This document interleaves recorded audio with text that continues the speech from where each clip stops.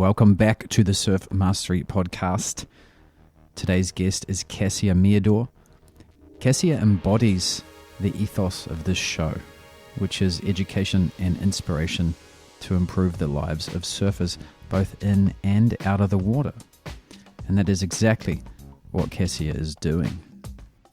Kassia spent some years on the World Surfing League longboard tour and was ranked second in the world in 2011.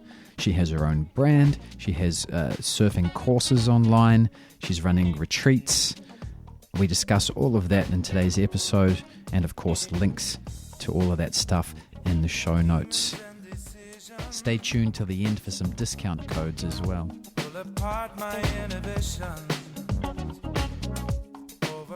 Local honey gives you like allergen protection, so doing that, and then just surfing as much as possible. Yeah, did you surf today? No, I haven't surfed the last 2 days. I've been a little bit stuck to my computer, just catching up on things because I was gone for so long. Yep. And then, but I surfed Monday, Tuesday. It was really good. Oh, cool. Where have you been? Traveling? I was in France, and then from France, I went to Ireland, and then from Ireland, Morocco. So I was gone for 2 months, and then came home and did a little retreat down south, and then I have another one in 2 weeks. So I've pretty much been gone and really only have this week and next week home to get caught up before I'm gone again. So it's been full on. Yeah. Did you have a retreat in Ireland as well? Was that why you were there? I did. Yeah. I did a retreat there with our Salty Sensations crew that I started with my friend Leah Dawson and Michaela Smith. And then we team up with this awesome local Irish woman. She has a whole thing called Rebel Surf. So they're doing a lot for the Irish community and getting women in the water. Easky Britton came and read an excerpt from her book. And our friend Candace O'Donnell, longtime, I think she was like British champ for a while, but she's a longboarder, friends with Leah and I. We've known her for a long time. I used to ride for Roxy with her as well. And so she came and helped us out. And we had a group of it was a co-ed retreat, and we had, I think, like 10 guests, and it was fantastic. When did that start, and what was the impetus to start hosting these retreats? We started doing retreats. Gosh, I want to say I've been doing retreats now for about 7 years or more internationally. And then Leah and I started Salty Sensations actually during the middle of the pandemic when nobody was really traveling. A lot of people were doing stuff just like at home, and wanting to connect, and kind of like camping was really one of the only ways that we could get together and people could get together safely. So we started taking people surfing and camping here in Southern California. It was like an easy kind of long weekend during the middle of the week. So Michaela Smith started coming down there with us, and then Andy Nieblis and, some other awesome surfers. And we started these surfing and camping retreats that were like 3 days, kind of short little windows. And then last year, or 2 years ago now, we started taking them international. So that's cool. And we've been going to like kind of places more so off the beaten path with Salty Sensations. And then again, I do retreats and host retreats, globally with other people. So, Morocco was more of like a Kassia surf retreat that I did with another friend who's a yogi, and Michaela came with me to co-host that one. And then Morocco, like we worked with this awesome place and a friend of mine called Hamid. He has the O Surf Club or whatever. O Surf Club, I think is exactly what it's called. And he's awesome. He was my first guide in Morocco when I went there 15 years ago. But then Ireland was like Salty Sensations. So there's like a lot of different things happening. And then when we came back, like the one that we have in 2 weeks is a Salty Sensations one. So there's kind of like multiple different things happening all the time. So you're seeing quite a demand for these types of retreats? Yeah, definitely. I mean, I think what we offer is really unique in that like a lot of people, have gotten more so into surfing over the last 5 to 10 years. Especially a lot of women coming into surfing. Maybe they surfed as a kid and they're getting back into it now, or maybe they just like found different time to get into surfing and they want to learn, they want to get better. And this is a way for people to learn in community, learn in different ways, and have a good time doing it. So it's awesome. It's awesome to witness people and their journeys, over now we've seen some people for a couple years in a row. People come back to multiple retreats. And so we're able to really witness their progress, and then their progress with community and meeting up. And a lot of these like people connect all over the world. And so then they become surf buddies, and they're able to kind of bring it back to their communities, and it's helping to kind of grow. And I love it. And it's also like, when do people have real access to learn from professional surfers? A lot of people doing retreats and stuff out there are just kind of novice surfers themselves, and nothing like bad about that. It's just like what we're offering is really kind of high level surf coaching in a really supportive environment. So it's a lot of fun. Yeah, my previous guest, a piece of his advice was don't watch people. Simply because most people don't surf that well. They don't approach the lineup very well. So his advice was don't watch them. Just choose one good person and watch that person. So you think you're kind of almost doing that on steroids a little bit. And do you think it's also it's almost a step creating a little community vibe like that where you're camping and surfing? It's kind of like a step back in time in some sort of way. It's like, this is how surfing used to be. We're going to kind of ignore the crowd, and we're going to keep but this is because I can't imagine that these sort of camps would have worked 20 years ago, because that was what surfing was anyway. That's exactly it. And I love that you bring it up, because I think like we're around the same age. Like I'm 41, so I've been surfing for like almost 30 years. And when we grew up surfing, it was a lot smaller groups of people were surfing. Everybody kind of knew each other, and we would be camping and surfing and just hanging out together, surfing together, vibing out. And I think just with like how much time we've all spent in the water, between Michaela, myself, Leah, and Andy, for instance, between the Salty Sensations crew, there's like over like 100 years of like combined experience that we've had in the water. Really, if you think about it that way, but this is also our lives. This is what we do. And so we're able to create a really genuine and authentic atmosphere for people to learn in the ways that we learn.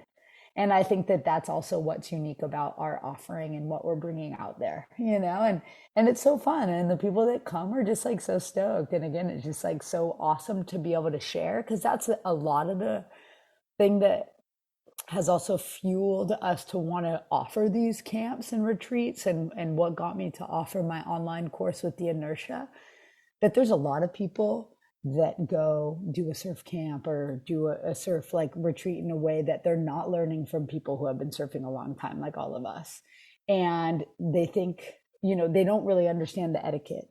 And maybe they're putting themselves or somebody else in harm's way because they don't really understand the kind of like cadence of a lineup. They don't really have that etiquette background. Nobody's told them. It was just like, every wave's your wave, every wave's your wave. When really, as you and I know, surfing isn't about riding waves as much as it is about having a rapport with the ocean and connecting with community and all the other elements that go into what surfing is. And so I think that that's really what we're trying to share and teach. And hopefully by doing it this way, we're going to make the lineups a lot better for everybody, because they're learning good ethics. They're learning good awareness. They're learning good like lineup etiquette in the water, and they're able to kind of like bring that back to their communities as well. That's a good point. It's there's so many people jumping into surfing nowadays, and it's so accessible that, wetsuits and surfboards are so good, and there's so many companies making them at such an affordable price. It's so accessible to everyone now. And it's, gosh, a surfboard, I mean, as you know, a surfboard is a very dangerous thing. And you wouldn't just go and give someone a car without, putting them through a course and making sure they had their license. So I love that. Yeah, I love that kind of like analogy. And it's so very true. So very true. Yeah, and I think it also breeds a lot of new surfers' frustration too. Is their perception of surfing is like, oh, I just buy a soft top and a cheap wetsuit and I go surfing, and well, it's not quite that simple. And then they wonder why, three months later, why they still can't ride unbroken waves and why people are yelling at them. And so, things like this, I'm glad that they're growing and people are doing it, because you're right, it will. Every time a bunch of people in a community take your course, then they bring that vibe to the whole lineup where they surf, and hopefully when their friend decides to, hey, can you show me how to surf, they pass that on. So that's awesome. It's cool. And it's fun too. It's like getting to share what we know after all this time. I'm like, gosh, I wish somebody told me half the stuff that we're sharing with other people. It would have just expedited my learning curve, in an exceptional way. And so it's really cool to be able to share that with people. What was your learning curve like? When did you start surfing? I mean, I guess I started surfing in 1990, gosh, 7 or 8. I did junior lifeguards. I learned the ocean. My parents were like, okay, learn the ocean. And my dad was a surfer. So he's like, I'm not going to teach you. I want you to learn about the ocean, learn about the currents, learn like the language, and then you can come surfing with me. So that was the way. And then I just went surfing with my dad and his friends, and I was just out in the water. And then I started going to Malibu and surfing with all those people and actually watching. That said, I did have good access. I learned a lot from watching, though I had great people to watch. I had guys like Joel Tudor and Josh Farbrough and people like Brittany Leonard and Matt Howard and, Dane Peterson and, some of like the best surfers, Ashley Lloyd, that I got to watch and witness and really help to inform my surfing. But I was also watching some of the best loggers around doing what they do. So it was Jimmy Gamboa, that whole crew. So, and that whole generation of surfers. So for me, watching was a big part of it, and then adapting what I was witnessing to my own kind of style. And obviously not wanting to look like a kook, because I just got made fun of if I did. And that was just how it was when we were kids, and everybody was just like heckling each other. It was a simpler time. So what beach did it start? When was your first surfing experience? What beach? I mean, Leo Carrillo, the back beach, North Beach, Leo Carrillo is where I first was doing junior lifeguards. Mm-hmm. I think I caught my first green wave at a place called La Conchita, which is really not a surfing spot at all, actually. It's just like a beach break on the inside of Rincon. But I grew up in the valley. I was a valley kid, so I never lived by the beach. So I was never, I guess, like local to anywhere. I just kind of like, we just had to drive everywhere. But one of the closest beach to me, I lived on the other side of the canyon, was like Leo Carrillo, Malibu. And then the other way was like C Street, Ventura, Rincon, that kind of vibe, so. Yeah. So you would have done quite a bit of camping at Leo Carrillo as well. I camped at Leo Carrillo an entire summer, the first summer I learned how to surf. So we did junior lifeguards all day. Julie Cox, who owns a couple cool surf stores now called Traveler Surf Club and Outpost, she was my junior lifeguard instructor, and she also worked at the camp store. So she had like a whole campsite the entire summer. And so she was also older than me. So she had a car, which meant I had a ride to the beach. And, her, myself, and a bunch of our friends, we just spent an entire summer literally camping and surfing and running and swimming and like learning the ocean. Wow. So it's kind of come full circle. Totally. It's absolutely come full circle. And I think that's the thing, is like connecting with nature. That's that thing about surfing, like not having any walls around us, like being outside all the time. And that's something that's really special, I think, about California, and really what we like to bring to people with Salty Sensations specifically, is having that access to be fully immersed in nature for an extended amount of time. Well, do you remember early on in your surfing journey, what was the best surfing advice you had? Oh gosh. I mean, when I was younger, Joel Tudor probably gave me some really good advice, which was like interesting advice, and he probably wouldn't remember it. But he was just like, don't get point break syndrome. Like, you surf Malibu all the time. Like, don't just only surf a perfect wave, because it's not going to teach you that much about surfing, really. Because you're just surfing. It's like, you kind of set up and nose ride. You're not turning, you're not being more dynamic. you're not witnessing a lot of variables coming in. And like surfing beach breaks and stuff like that, you're seeing all these different variables, and you have to adapt, and you have to choose the right one. And at a place like Malibu, that's literally like nature's machine of perfection, and Leo Carrillo and a lot of the waves I was surfing, Rincon, they're so perfect that you become lazy. And so I remember when he first said that to me, I was like, what? Point break syndrome? Like, what is he talking about? This is a perfect wave. And then I would spend some time going and trying to surf Sano and trying to surf other places. And even my first time to Costa Rica, I realized, even though I'm goofy foot, I never really went left.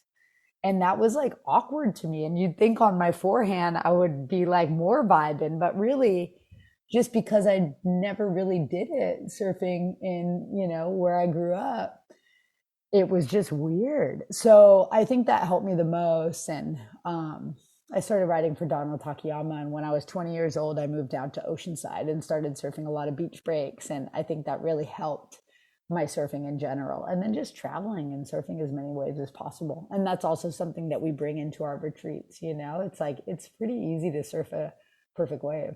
Yeah. But is it easy to surf a difficult wave that's like variable? Not as much, Yeah. Do you still prefer your backhand?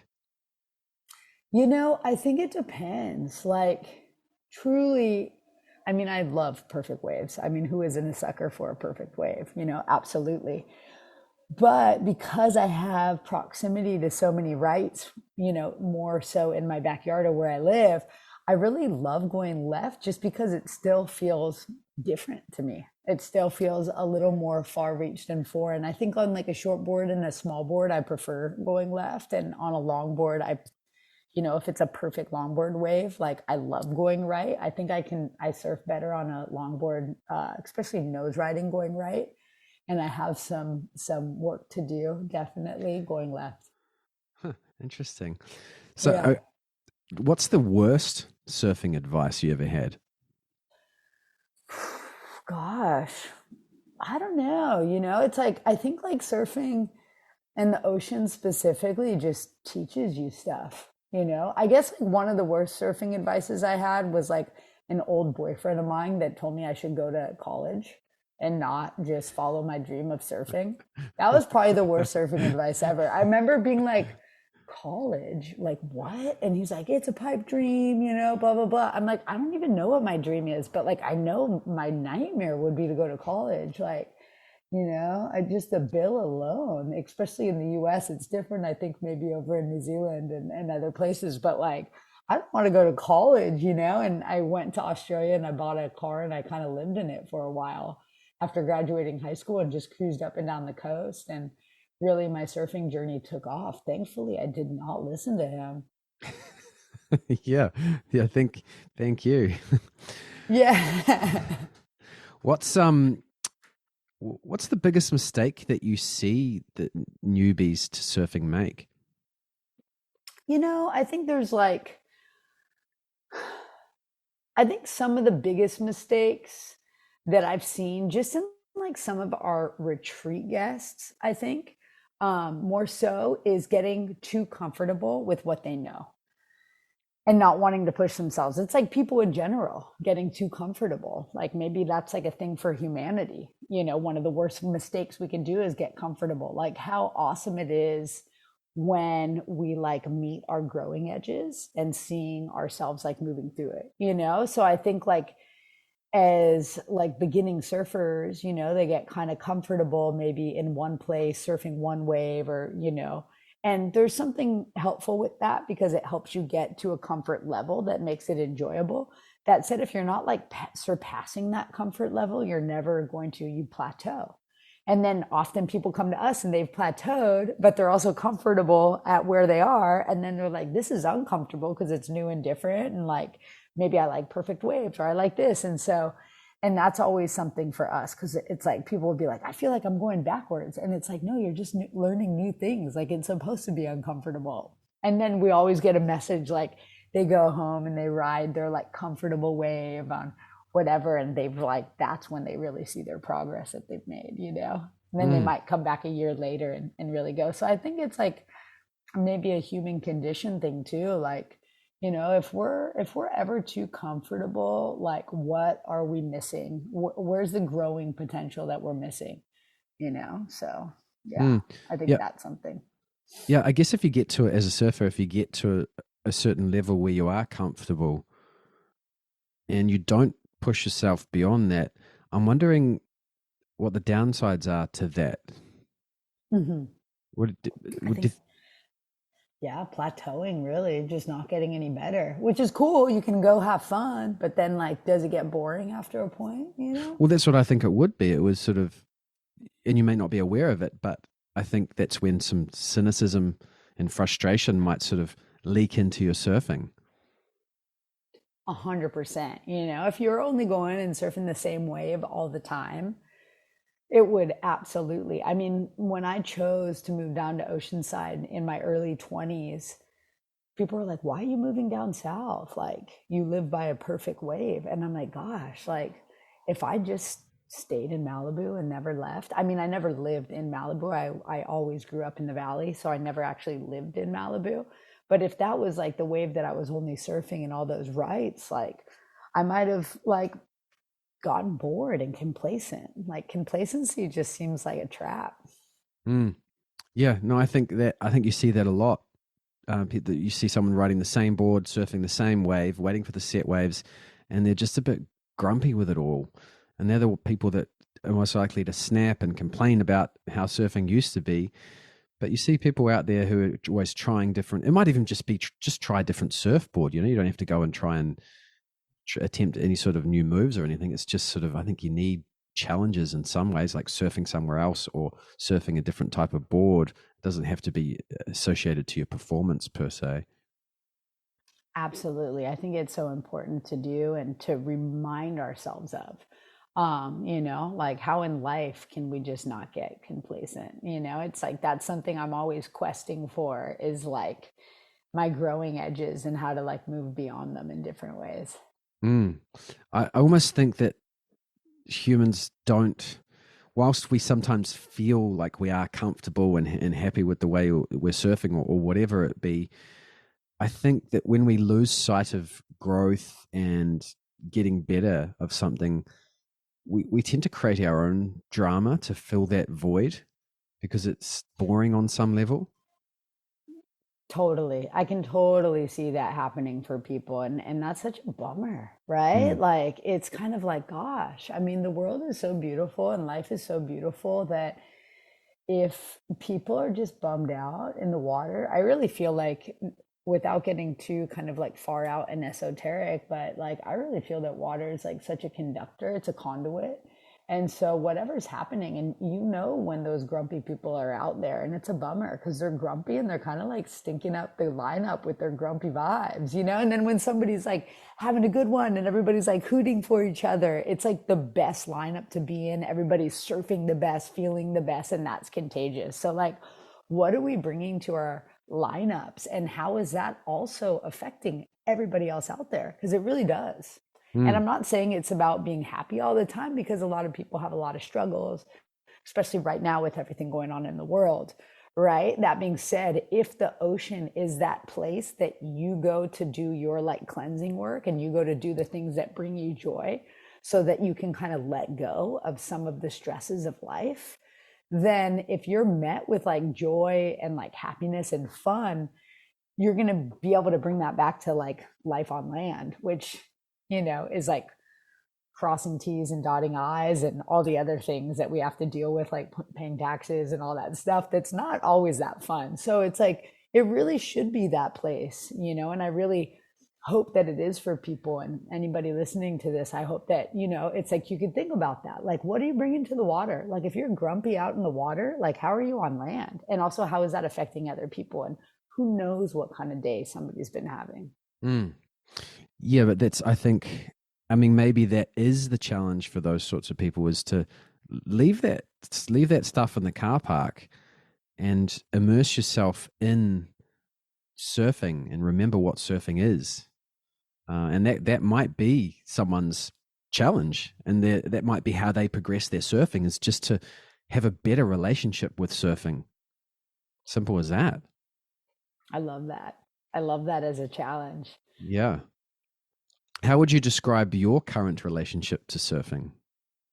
I love surfing so much. I mean, I'm like more excited about surfing than I think I ever have been, except for when I was like first getting it. I'm just excited right now about surfing, and I froth out just as much as I was when I was a little kid. And it's kind of come full circle in that way. I think everything has like different cycles of evolution, and I'm definitely like on an upturn, like a remembering cycle again right now. It's like having the access to surfing all over the world since I was younger was amazing. And then surfing professionally, like at some point, like there was a point of it that I got a little like disenchanted with the surf industry and the whole surf world and like just all this other stuff that didn't feel like it was aligned with like the purity of why I got into it in the first place. So I think like for the most part, like leaving my big sponsors, leaving the surfing world, starting my own business, like kind of dealing with all that with my wetsuits and everything was like a lot of hard work. And then I had a bunch of like injuries. So I spent probably like a good 7 years not in the water much, like multiple concussions from surfing accidents, people, dropping in and kicking their boards at me or my own board, or a couple car accidents, like dislocated shoulders, injuries in different ways that literally like really kept me out of the water, I would say for the most part of 7 years.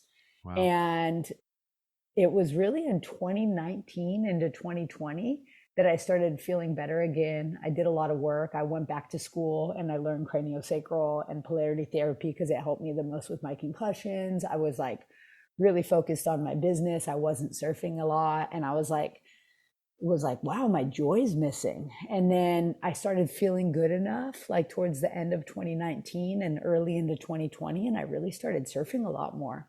And that's when I really started teaching more surfing and teaching more surfing. And I did the online course. And then I was like starting to feel myself again. And then teaching helped me fall in love again with different aspects of surfing. And then I kind of had this break from surfing that really helped me to feel grateful for my body, grateful for feeling strong again, grateful for all these things. So then it reignited this like new love with surfing in a different way. And that's where I am currently. And I'm just like so frothy. I'm like so pumped. My friend Leah and her boyfriend Alex call me like Queen Froth because I'm like so stoked to get in the water. I'm like waking up at 5 a.m, driving down to Huntington Beach to go surf because it's going to be good and offshore. And like, I'll get 2 hours in, I'll be back at work by like 9, 10 in the morning. And I'm like pumped, So it's really cool to be like, 41 and like having surfed like since I was 14, 15 years old. And I'm like falling in love with it again. And I'm in this like new phase of it that I'm just so pumped. Oh, cool. What did you say? Polar therapy?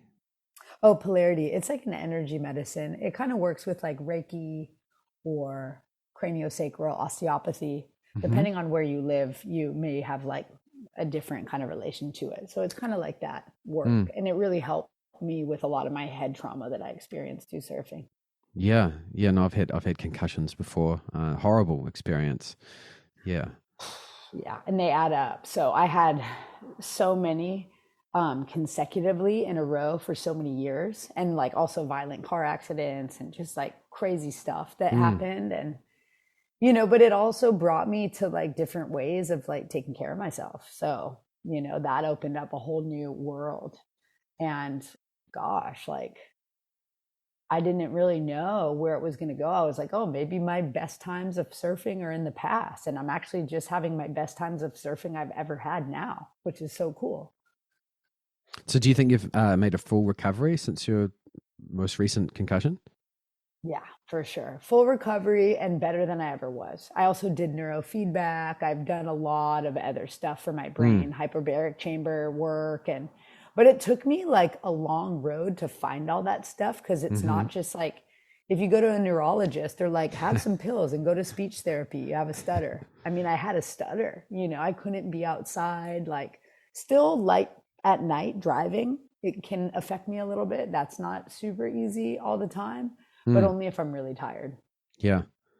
Yeah. Yeah. No, the mainstream medical system, they don't understand concussion that well. You kind of got to, like you said, you got to step out. I did neurofeedback and changed my diet, and I did some vestibular and ocular rehab, vision and balance rehab, and that's what sort of helped me with my That's concussions. awesome. Yeah. So, and chiropractic and stuff. So, Totally. And that's so cool that you like search that out and then you feel those results, right? Like neurofeedback's amazing. And just like like all of that is so fantastic, having access to it, but you do really have to find it. And it definitely costs time, energy, and money. it does. It does. But it's, if you want to get back in the water, then, well, if, concussion concussion affects every part of your life. So you kind of, Totally. it's do or die sometimes. That's it. And it's really, it's like, what are we investing in? Our health and well-being is like, the most that we can and have the opportunity and really should be investing in. So that's awesome that you're feeling better. So you're back 100% yourself then? Yeah, my concussion wasn't too bad. And I was sort of out for a week and was nauseous for a while, and sensitivity to bright light and stuff, and low mood. And I've of course read a lot of really, really bad in the surfing world. The big wave surfers, they deal with heavy concussions. Yeah. And I That's know, gnarly. yeah, but yeah, no, That's so it's all good now. I still have to keep up. I feel I have to keep up with some of the vision vestibular training though. Like if I don't do it, I tend to feel my balance and vision sort of fades. So it's something I'm always sort of doing, making sure my eyes are working together well, and getting enough sleep as well is huge. Just having good, yeah, we're not in our 20s anymore. So things, That's it. mishaps affect you so much more. And, a late night wipes you out for a few days nowadays, whereas you could just charge through it when you're 20s. Well, totally. Yeah. Sleep is huge and paramount, and low inflammatory diets too. Like that's helped me a lot. I don't know, because you said you changed your diet as well. Like Mm. that was one of the biggest things that I've noticed the first effect of, just changing that. And, I hope whoever's listening to this can pass it on if they know somebody who's struggling, because it's a hard thing. If somebody breaks their arm, you can see it. You're like, oh, that person has a broken arm. But with like head trauma, you don't really know what's happening in there for somebody else. Yeah.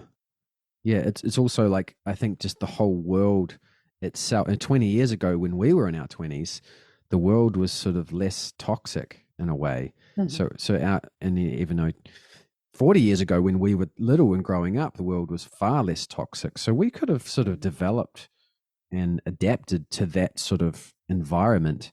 And now we find ourselves a bit older and we're in a far more toxic environment, just the quality of the air alone. Whereas if you were born, only 15, 20 years ago, you kind of grew up in a more toxic environment, and that's all you know, and your body adapted to that as well. So I think it's tenfold for us older folk. We've got to double down on that stuff a lot.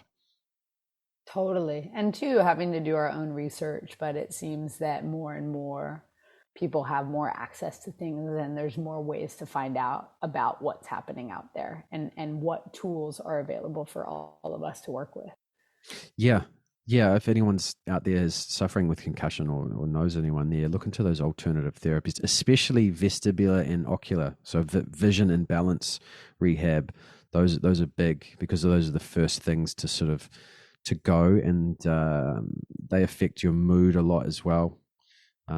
That sort of stuff, and then just sleep and low inflammatory diets. And this, like you said, you can just go online and learn so much about it nowadays. Totally. It's cool that you did neurofeedback too. I felt like that with like hyperbaric chamber stuff, Mm. like helped me like crazy. It was like so amazing witnessing like the change in how I was sleeping as well. Cause that's the thing. Like if you don't have like deep delta brainwave states, which usually you don't when you're in fight or flight and stress patterns. So just being able to get back into deep delta states alone gave my brain time to recover. So I'm sure you had similar, things happen. It's like, it's wild because one thing affects another, and then it's the whole system's kind of like just barely hanging on. Mm. Yeah. And I know in my research before this, I noticed you're into sound baths. Totally. Yeah.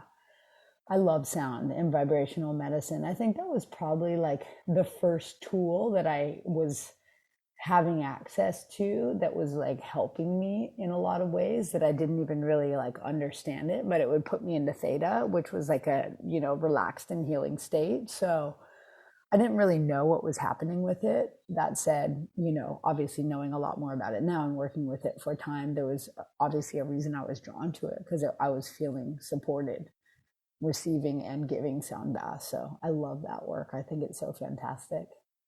Have you Yeah. received one? Yes. Yeah.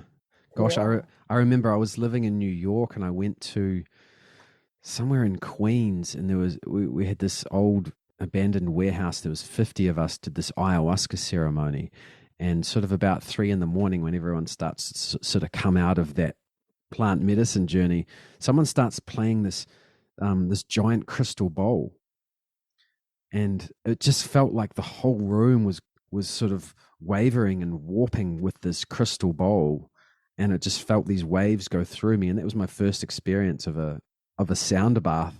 And actually someone in Malibu whose name I can't remember, he had a whole room full of crystal bowls, and that was an incredible experience. And I remember when COVID hit, it was actually not long after, I was probably still healing from my concussion, I bought a really big PA system, and I used to sit in front of a really loud speaker with my bass guitar and just find the frequency that felt.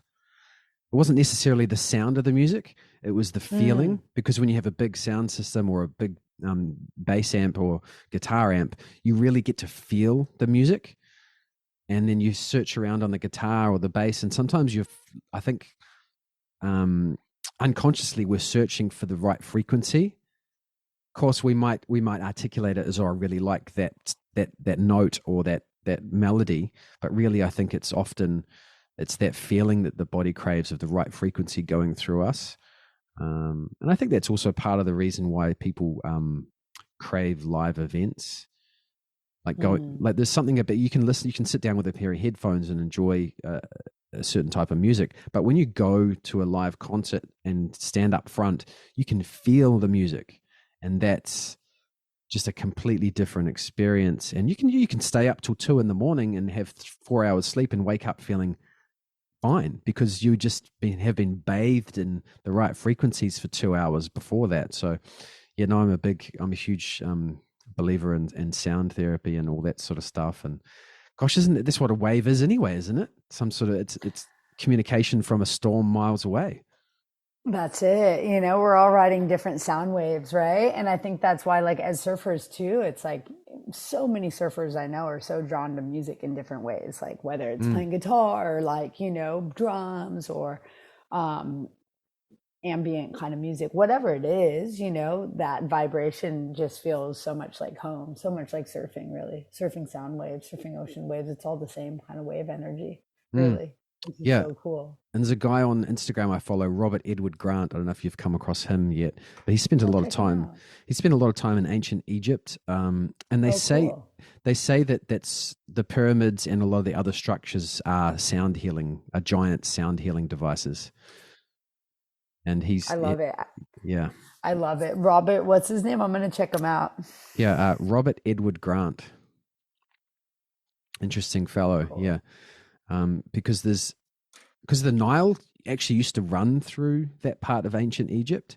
So a lot of the structures actually used to have water running down the sides, and that would vibrate and create a sound bath. And he had the opportunity to go into the main pyramid, which I forget its name now, into the king's chamber of the main pyramid and lie on top of the table. And he just started chanting, and he said once he got the right frequency, he said he felt the whole room of the king's chamber like vibrating and making his whole body vibrate, and he had an outer body experience. And so it's all about sound and frequency. It really is. I literally was having this exact conversation with a good friend of mine last night, who's a musician who just got back from Egypt and had the exact same experience. Oh, wow. Toning into the rocks, toning into the statues, toning into it all, and receiving these beautiful downloads of information and actually witnessing everything kind of morphing and changing in the space based on the feedback of sound. And it actually makes a lot of sense neurologically, because if you think of all the modalities for body healing, right, you've got chiropractic or massage therapy or Reiki, acupuncture, all those bodywork therapies, all they're actually doing from a neurological and technical perspective is giving your brain more awareness of your body. And then once your brain is aware of your entire body or a certain part of your body that's been injured, it then has the ability to heal. It's when we have a lack of awareness of a certain part of our body is when the brain doesn't go and heal it, because it's not aware of where it is. So things like acupuncture and chiropractor and massage and Reiki, they all just bring more awareness to that part of the body. And the same is true with sound frequency, especially if you mess around with different sounds, you'll feel the sounds vibrate in different parts of your body. And that's essentially just showing your brain and making your body more alive. So it's kind of all about awareness, because the body and the brain have the ability to heal, but only if we're aware of what's going on. So yeah, all those body work and sound therapy, etc. It's about creating more awareness, and yeah, and of course injuries and trauma and stuff, they take the awareness away. Anyone who's Yeah, like shutting down or disassociating from our body, or having different systems not, neurologically firing together and wiring together in that way. And, especially if people have spinal injuries, like the whole, the whole ANS system, shuts down often if there's spinal injuries. So it's like, the motor neurons can't fire, and a lot of other things aren't lining up. So awareness is key, and keeping that awareness and those channels open and fluid are so essential to our health and well-being on multiple layers and levels, for sure. Yeah, and those and not all modalities work for everyone too, because you hear some people, chiropractic, it's just a bunch of quacks. Well, no, it just doesn't work for you. Like, you go and find maybe acupuncture works for you or whatever. So totally, it's so important. Yeah, I've tried everything, and for me, it was only some things worked, so I stick with those. That's exactly it. I mean, that's how I got into like osteopathy or craniosacral medicine, as well as like, obviously acupuncture I really love. And then all that kind of work was really something that helped me. So it's so important to kind of honor what works for you, because all of our systems are so varied and different, just like we all like different boards and different fins and different waves and different vibes. It's like we all like different music a little bit. It's like we got to see what resonates with our system and our body, and then lean into that. What's your favorite surfboard? If you could have one surfboard for the rest of your life, what would it be? Geez, that's a really hard one. It's a really hard one just because I like riding big boards and small boards, So it's like, I mean, it's hard to choose one board, just because I feel like if it was a smaller board and it was small, I'd be lacking. And if it was a big board and it was big, I'd be lacking, okay, or like two. Punchy. Okay. Thank you. I'm like, oh gosh, it's so hard.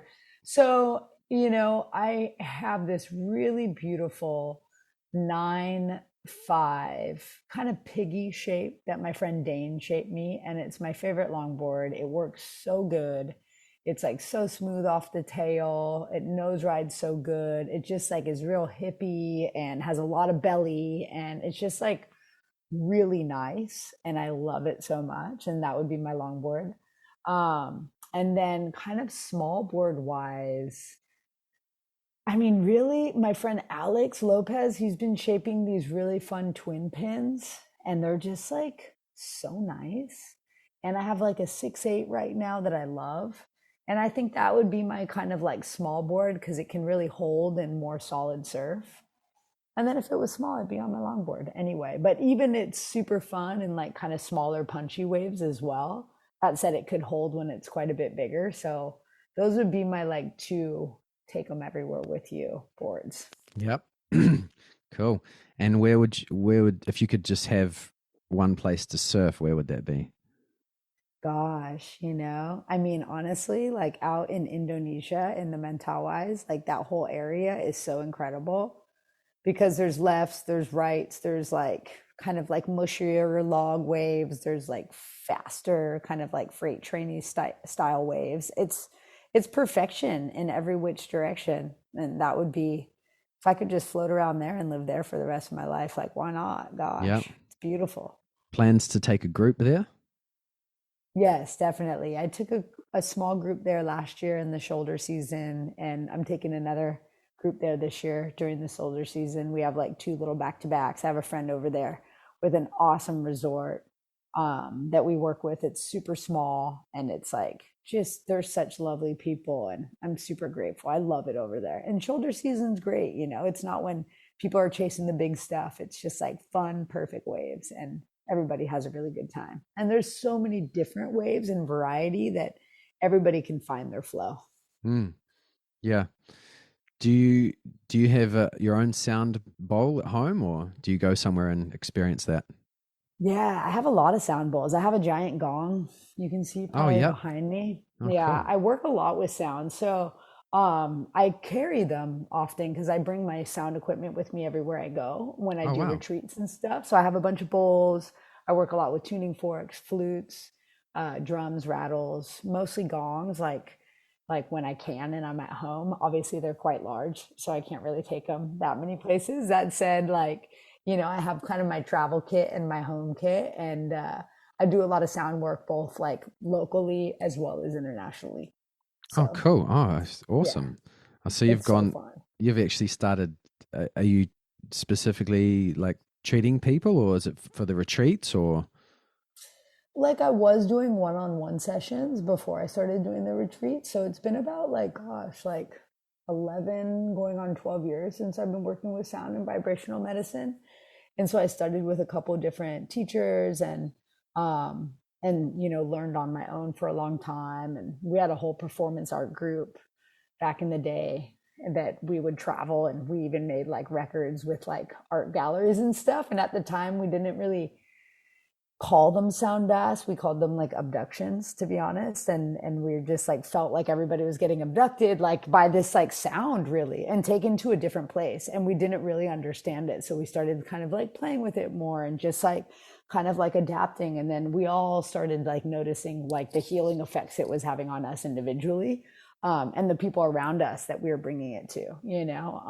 And so me and one of the other guys kind of got more interested in, there was 7 of us at the time, we all got more interested in like the healing elements of sound. So we started jamming together, and both of us kind of studied more with different sound practitioners since, and kind of been on our journey. So it's fun, and it's something that I think is like a really important element to what we bring in the retreats. And it's a way to support people's like nervous systems and whole body. It's like you're having that real physical experience in the water that can also be emotional and energetic. And then when we get back to land, having these kind of grounding sound journeys is really helpful for people to be able to kind of like process and land what we're doing in the water, as well as their own kind of stuff that's coming up for their life. So it's super fun. Mm. It makes me wonder, okay, so a sound bowl, let's take a sound bowl, for example. You can see it, you can hear it, and you can feel it.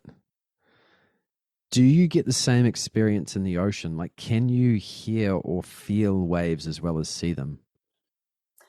I don't feel that I can hear them.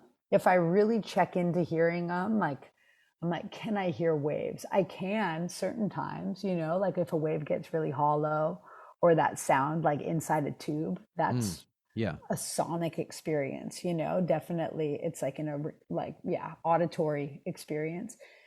That said, like I can feel the waves coming, and I can feel definitely like, I guess I would have like a kinesthetic awareness for like the ocean waves, like not only just like riding them, but like feeling them, or feeling when it's going to be good, feeling when a set's coming, all those kind of things, Yeah, Super because cool.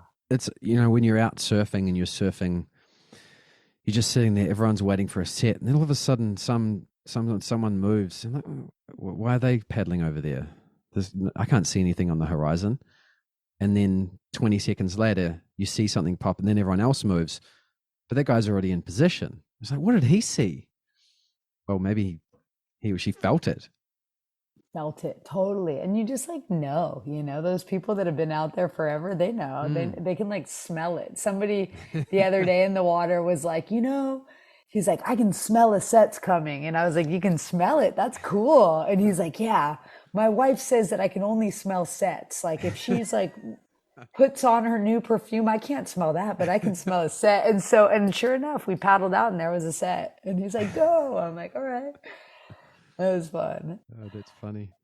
Yeah, that's cool though, thinking about hearing it. I mean, depending on too how you like feel things, different people have different ways of kind of like experiencing. Absolutely. For sure. I want to ask you one more question and then we'll it's just coming up to the hour now. If there was one piece of advice that you could give the beginner surfers, what would that be? Gosh, have fun and don't be so hard on yourself.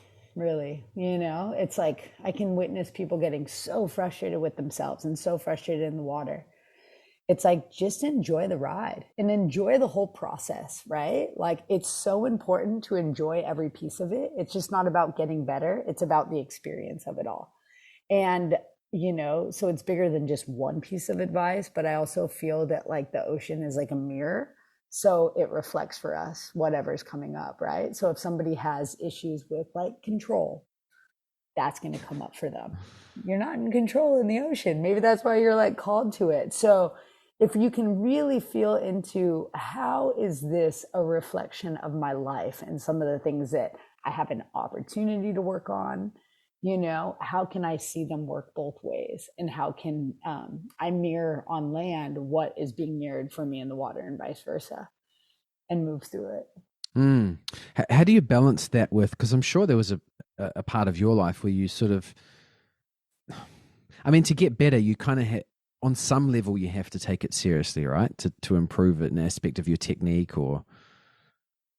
Totally. I mean, we're constantly getting better, right? Like, it's like we've been surfing for so long. It's like nobody's ever arrived, whether it's like your first time in the water, you're Kelly Slater, you're falling. Everybody, the ocean's always in charge, So I think just like allowing yourself to be like humbled time and time again by this giant force of nature, literally water. And also like pushing yourself into it.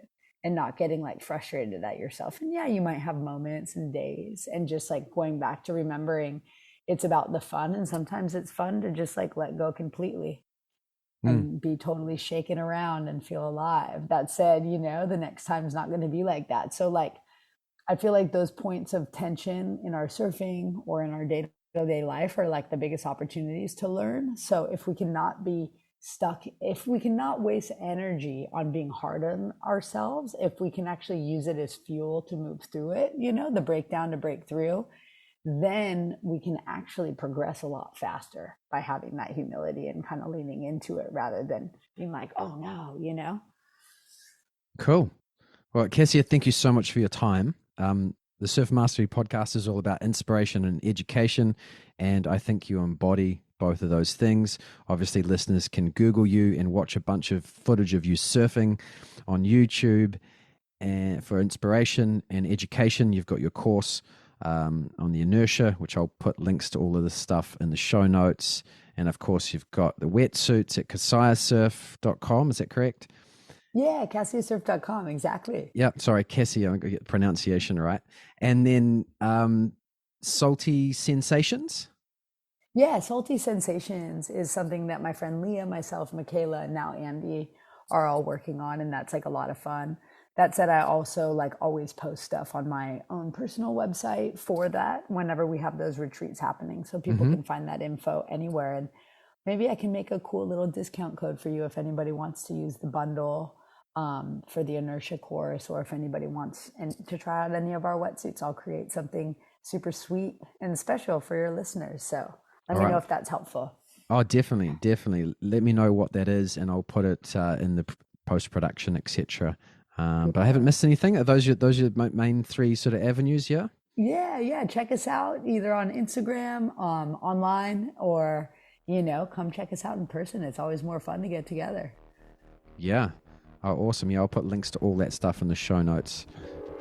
Again, thank you so much for your time. Awesome. You're epic, Michael. Thanks so much for having me, and have a beautiful day. For 25% off at kassiasurf.com, use the code SurfMasteryLove.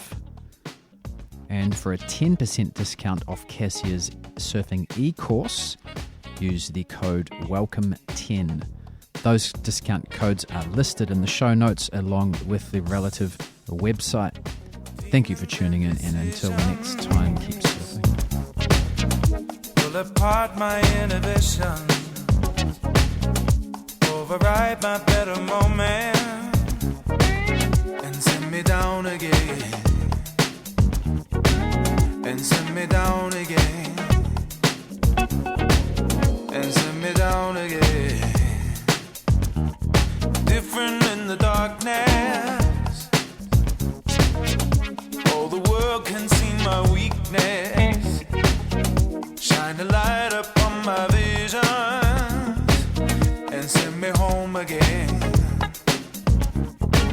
and send me home again, and send me home again. For you to take me, send me home again.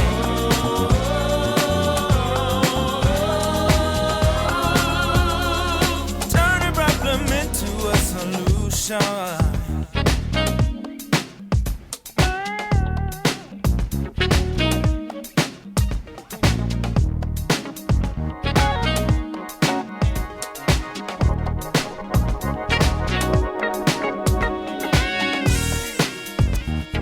Demons and decisions. Do I believe these apparitions and disregard my intuition? Try to believe again. Try to believe again. Try to believe again. Difference of opinion leads to distance and derision. Shine a light upon my vision and send me home again, and send me home again, and send me home again. Waiting for you to take me, send me home again.